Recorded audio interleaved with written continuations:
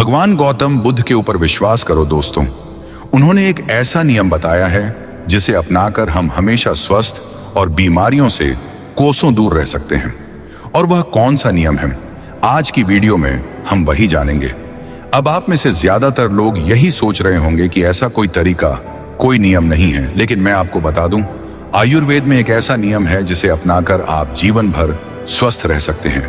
और उस नियम का जिक्र बड़े बड़े आयुर्वेद के जानकार लोग आज भी करते हैं। और आज मैं आपको उन्हीं 4 नियमों के बारे में बताऊंगा जिनका अगर आप पालन करते हैं तो आप जीवन भर स्वस्थ रहेंगे और निरोगी रहेंगे।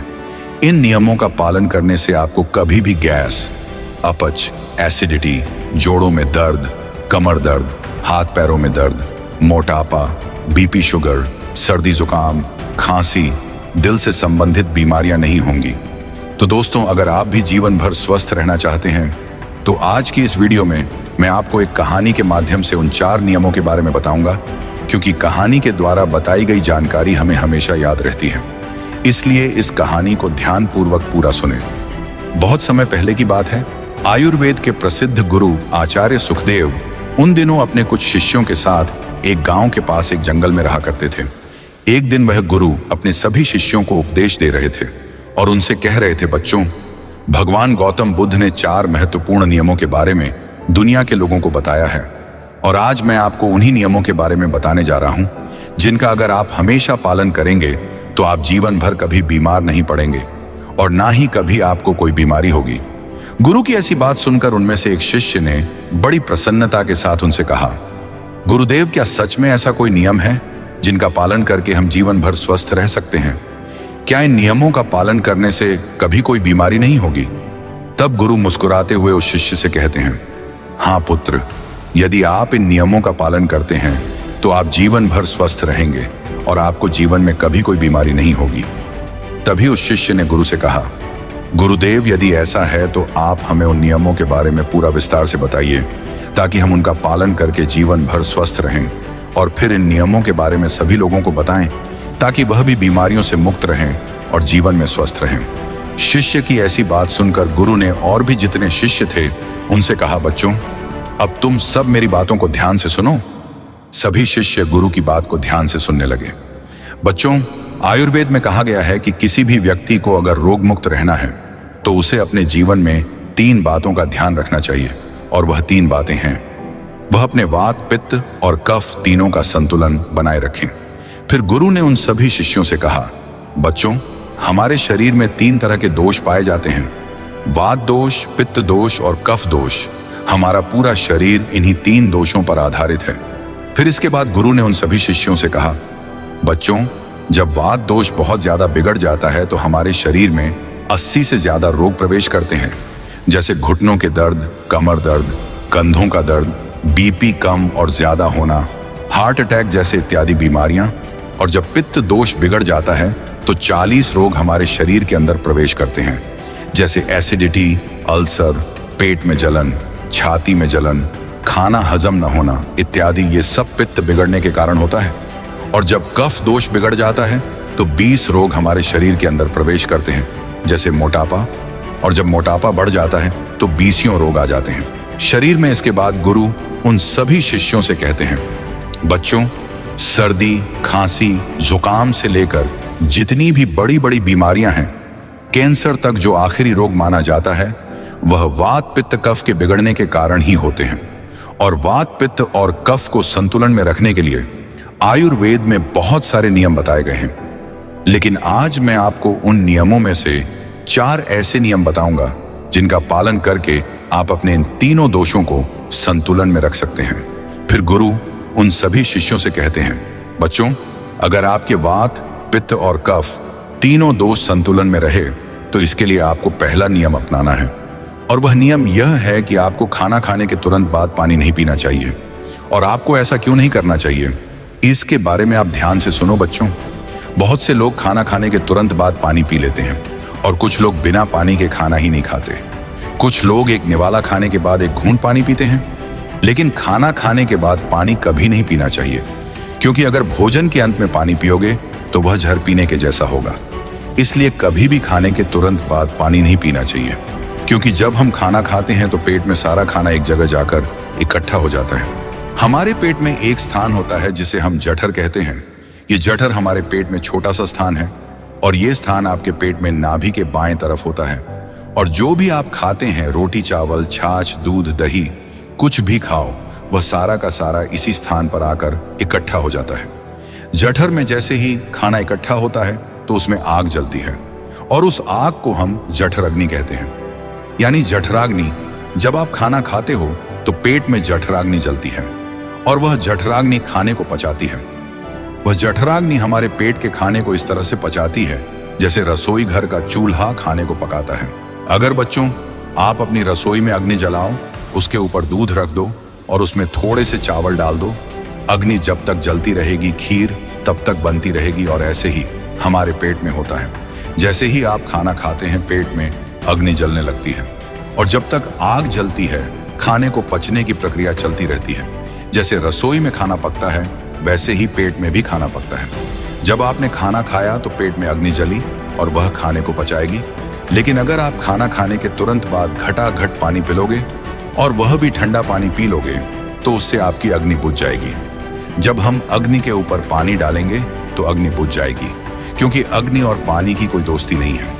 जब आपने खाना खाया और ऊपर से पानी पी लिया तो वह पानी आपके पेट में जल रही अग्नि को शांत कर देगा और वह अग्नि बुझ जाएगी। जैसे जलती हुई आग पर हम पानी डालते हैं और वह आग बुझ जाती है, उसी प्रकार से आपके पेट में जल रही अग्नि भी पानी पीने से बुझ जाएगी और फिर खाना पचेगा ही नहीं। फिर वह पेट में पड़ा पड़ा सड़ने लगेगा और सड़ा हुआ खाना आपके लिए विष की तरह काम करेगा और आप जिंदगी भर बीमार पड़ते रहेंगे। फिर इसके बाद गुरु उन सभी शिष्यों से कहते हैं, बच्चों, आपने देखा होगा कि कई लोगों को पेट में बहुत ज्यादा गैस बनती है और यह गैस उन्हीं को बनती है जिनका खाना हजम नहीं होता। कई लोगों को पेट में जलन होती है और यह जलन उन्हीं को होती है जिनका खाना नहीं पचता। कुछ लोगों का पेट एकदम से फूल जाता है और यह भी तभी होता है जब खाना पचता नहीं है। और जब खाना पचेगा नहीं तो वह सड़ेगा, और जब खाना सड़ेगा तो वह विष पैदा करेगा और वह विष आपको बीमार करेगा। इसलिए खाना खाते ही पानी नहीं पीना चाहिए। गुरु की ऐसी बात सुनकर उनमें से एक शिष्य गुरु से कहने लगा, गुरुदेव, अगर खाना खाने के बाद हमें पानी नहीं पीना है तो हमें कितनी देर के बाद पानी पीना चाहिए? तब गुरु ने इस बात का जवाब देते हुए कहा, बच्चों, आपको पानी कम से कम 1 घंटे तक नहीं पीना है। 1 घंटे के बाद आप पानी पी सकते हैं और 1 घंटे तक पानी आपको इसलिए नहीं पीना है क्योंकि यह जो पेट में अग्नि जलने की प्रक्रिया है वह लगभग 1 घंटे तक ही चलती है। उसके बाद पेट में अग्नि अपने आप शांत हो जाती है और उसके बाद आप पानी पी सकते हैं। बच्चों, मान लो अगर आपने खाना 10 बजे खाया है तो आप 11 बजे पानी पीजिए, और अगर आप 11 बजे खाते हैं तो 12 बजे पानी पीजिए, यानी 1 घंटे बाद पानी पिए। जब गुरु यह सब बता रहे थे तभी उनमें से एक शिष्य ने गुरु से पूछा, गुरुदेव, क्या हम खाना खाने से पहले पानी पी सकते हैं और क्या हम खाना खाने के बीच बीच में पानी पी सकते हैं? तब गुरु ने उस शिष्य की बात का जवाब देते हुए कहा, बेटा, आप खाना खाने के 40 मिनट पहले पेट भर के पानी पी सकते हैं, और यदि आपको खाना खाने पर खर्च हो रहा है इसलिए आपको भोजन करने के बाद बहुत तेज नहीं चलना है, नहीं तो आपकी प्राण शक्ति आपके तेज चलने की तरफ आकर्षित हो जाएगी। इसलिए आपको भोजन करने के बाद धीरे धीरे ही टहलना है। इसके बाद गुरु ने उन शिष्यों को कहा कि यह तो तुम्हें समझ में आ गया होगा कि प्राण शक्ति एक समय में एक ही कार्य कर सकती है, लेकिन जब आप देर रात में भोजन करते हैं, देर से आप खाना खाते हैं, तो पता है ना क्या होता है? इससे हमारे शरीर पर 3 प्रभाव पड़ते हैं। अब आप सभी 3 प्रभावों को ठीक से सुनना। जो पहला प्रभाव हमारे शरीर पर पड़ता है वह यह है कि जो आपकी जठर अग्नि होती है वह सूर्य के साथ काम करती है, यानी कि जैसे जैसे सूर्य का उदय होता है तो आपकी जो पाचन अग्नि है वह बढ़ने शुरू हो जाती है। दोपहर में वह बढ़ जाती है और संध्या काल में वह थोड़ी मंद पड़ जाती है। इसलिए संध्या काल में हल्का भोजन करें और यही ठीक रहता है। और आपको यह भी ध्यान रखना होता है कि आपको शाम का भोजन सूर्य अस्त होने से पहले ही कर लेना है। अगर सूर्य अस्त हो गया तो आपकी जो जठर अग्नि है वह बिल्कुल कम हो जाएगी, और उस जठर अग्नि में जब आप भोजन करते हैं तो वह भोजन ठीक से नहीं पचता है। अगर आपने सात्विक भोजन भी किया होगा तो वह भी नहीं पचता है, क्योंकि उस समय जठर अग्नि मंद थी, इसलिए भोजन ठीक से नहीं पचता है और वह शरीर में लंबे समय तक पड़ा रहता है, ज्यादा समय तक रुका रहता है। इसीलिए उसकी वजह से वहां पर सड़न पैदा होने लगती है और वही सड़न हमारे लिए विषाक्त का कारण बनता है और जहर का कारण बनता है। यह आपके शरीर के लिए हानिकारक होती है। इसलिए आपको समझना है कि आप अगर सूर्य अस्त होने से पहले भोजन करते हैं तो जठर अग्नि प्रज्वलित रहती है और भोजन ठीक से पचता है। दूसरा प्रभाव जो आपके शरीर पर पड़ता है वह यह है कि रात्रि में जो आपकी प्राण शक्ति है वो हीलिंग में लगनी चाहिए, यानी कि शरीर में जो मरम्मत होनी है, शरीर में जो टूट फूट होती है उसकी मरम्मत में वह प्राण शक्ति लगनी चाहिए। लेकिन अक्सर लोग क्या करते हैं, भोजन करते हैं और सो जाते हैं, जो कि बहुत गलत है। क्योंकि मैंने आपको पहले ही बताया कि प्राण शक्ति एक समय में एक ही कार्य करती है, लेकिन जब आप खाना खाकर तुरंत सोने चले जाते हैं तो आपकी प्राण शक्ति पूरी तरह भोजन को पचाने में लगी रहती है और इस वजह से वह हीलिंग का कार्य नहीं कर पाता है और वह शरीर की मरम्मत भी नहीं कर पाती है। और जब वह प्रक्रिया निरंतर चलती रहती है, यानी कि आप खाते हैं और सो जाते हैं, तो फिर बहुत सारी बीमारियां शुरू होने लग जाती हैं, क्योंकि आपके शरीर की मरम्मत हो ही नहीं पाती है।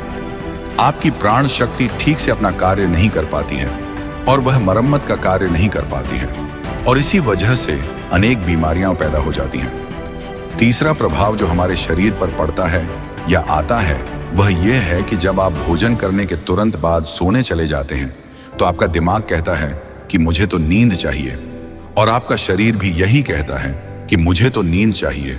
लेकिन आपका पाचन तंत्र क्या कहता है कि अभी मैं सक्रिय हूं, मुझे तुमने काम दिया है, अब इस काम को मुझे करना है, तो आप भी जागते रहोगे, तभी तो मैं अपना कार्य ठीक से कर पाऊंगा। यानी कि दो विरोधाभासी स्थितियां पैदा हो जाती हैं। दिमाग की तरफ से सो जाओ और पेट की तरफ से जागो।